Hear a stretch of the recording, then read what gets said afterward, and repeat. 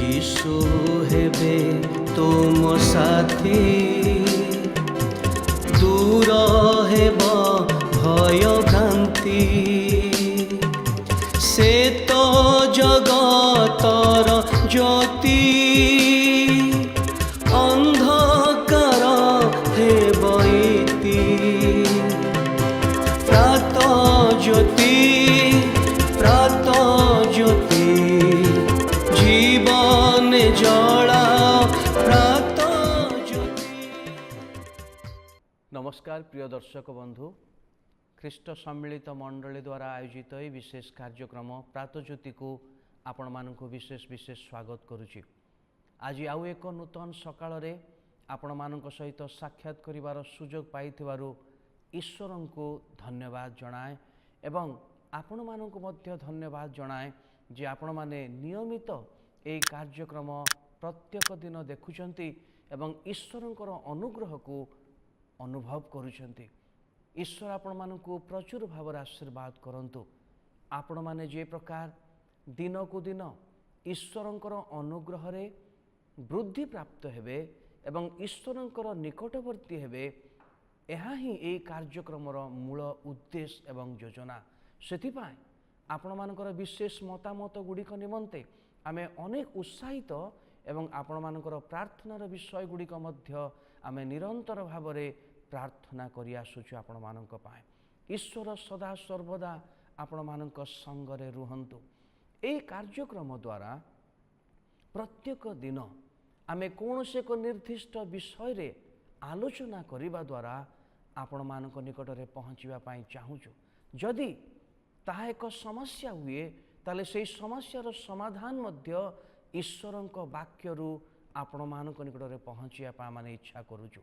एणु अनेके एई कार्यक्रम देखुथिबा लोक माने आम मानकु उत्साहर वाक्य उत्साहर मंतव्य सब मध्य देइछंती, ताहा ईश्वर से मानकु अनुग्रह करिछंती। आजिर आलोचना रे आमे आलोचना करिबा अस्थिरता। मनुष्य जीवन रे जेतेबेले आमने जीवन यापन करूछु, दैनंदिन अनेक कार्य आम मानक सहित जोड़ी हेकी अछि। व्यक्तिगत कार्य, पारिवारिक कार्य, कार्यक्षेत्रर कार्य एवं या व्यतीत अनेक प्रकारर कार्य आम मानक जीवन रे जोड़ी हेकी रहे एवं एथिपाई भिन्न भिन्न भावरे आम मानकर निष्पत्ति गुड़िक आम मानकर पदक्षेप गुड़िक नवा पाए आम माने प्रयास करिथाउ, चेष्टा करिथाउ। किंतु अनेक समय रे गोटे विशेष विषय आम मानकु ए समस्त गति रे आगो को बढ़िया पाए प्रतिरोध करे एवं सेई विषयटी होची अस्थिरता। अनेक समय रे आमे व्यतिव्यस्त हो जाऊ। अनेक समय रे आमने कौनसी निर्दिष्ट विषय को सठिक भाव निष्पत्ति न नहीं पारिबा द्वारा ए अस्थिरता आम मानक जीवन को आक्रमण करे एवं ए अस्थिरता आम मानकु आगो को बढ़िबा को देई पारे नाही। आम मानकु से निर्दिष्ट जगार सीमित कर रखी दिए किंबा आमको दिन को दिन तलकू तलकू खसई दिए।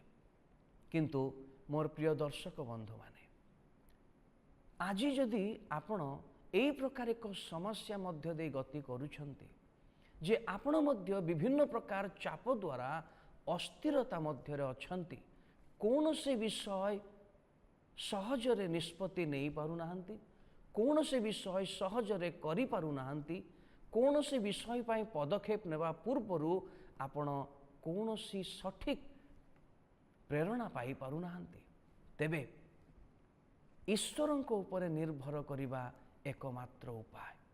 कारण ईश्वरंको ऊपर विश्वास कले एई जो अस्थिरता आमनक जीवन रे अछि, एई अस्थिरता आस्ते आस्ते दूर हो जिवो।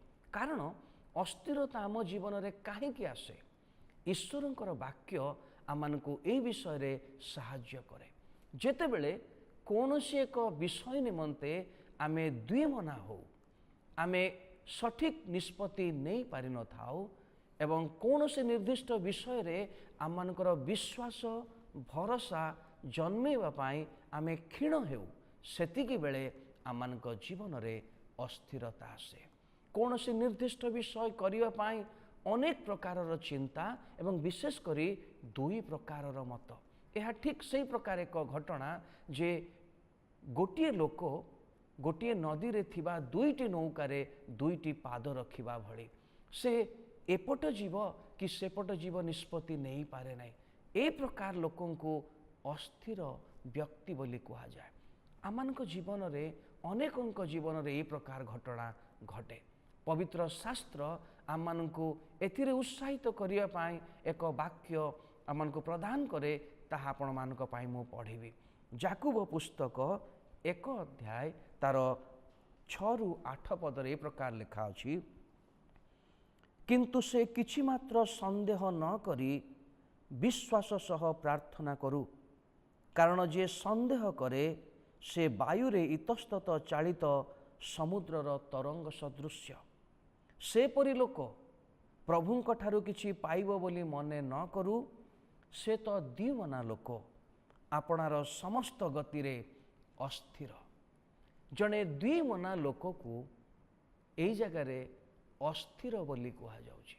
ଅସ୍ଥିର ଥିବା ବ୍ୟକ୍ତି ସଠିକ୍ ନିଷ୍ପତ୍ତି ନେଇପାରନ୍ତି ନାହିଁ ଏବଂ ଅସ୍ଥିର ଥିବା ବ୍ୟକ୍ତି ଅନେକ ସମୟରେ ଭୁଲ ନିଷ୍ପତ୍ତି ନିଅନ୍ତି। ଆଜି ଯଦି ଆପଣ ଅସ୍ଥିରତା ମଧ୍ୟରେ ଅଛନ୍ତି, କୌଣସି ଗୋଟେ ବିଷୟକୁ ସଠିକ୍ ଭାବରେ ନିଷ୍ପତ୍ତି ନେଇପାରୁନାହାନ୍ତି, ତେବେ ଏଇ ଦ୍ୱିମନା ଅବସ୍ଥାରୁ ଆପଣ ଫେରିବାକୁ ହେବ ଏବଂ ଆପଣଙ୍କୁ ଏକ ସଠିକ୍ ନିଷ୍ପତ୍ତି ନେବାକୁ ହେବ ଏବଂ ସେହି ସଠିକ୍ ନିଷ୍ପତ୍ତି ନେବା ପାଇଁ ଆପଣଙ୍କୁ ଜଣେ ସାହାଯ୍ୟ କରିବେ, ସେ ହେଉଛନ୍ତି ପ୍ରଭୁ ଯୀଶୁ ଖ୍ରୀଷ୍ଟ।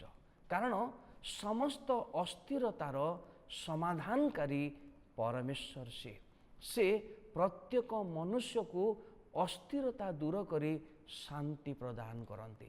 এই ଜାଗାରେ ଯେ ପ୍ରକାର ଲେଖାଗଲା, ସେ ତ ଦ୍ୱିମନା ଲୋକ, ସମସ୍ତ ଗତିରେ ଅସ୍ଥିର। କୌଣସି ବିଷୟରେ ସ୍ଥିରତା ନଥିବା ବ୍ୟକ୍ତି। ଆଜି ଅନେକ ପରିବାରରେ ଏ ପ୍ରକାର ବ୍ୟକ୍ତି ଅଛନ୍ତି।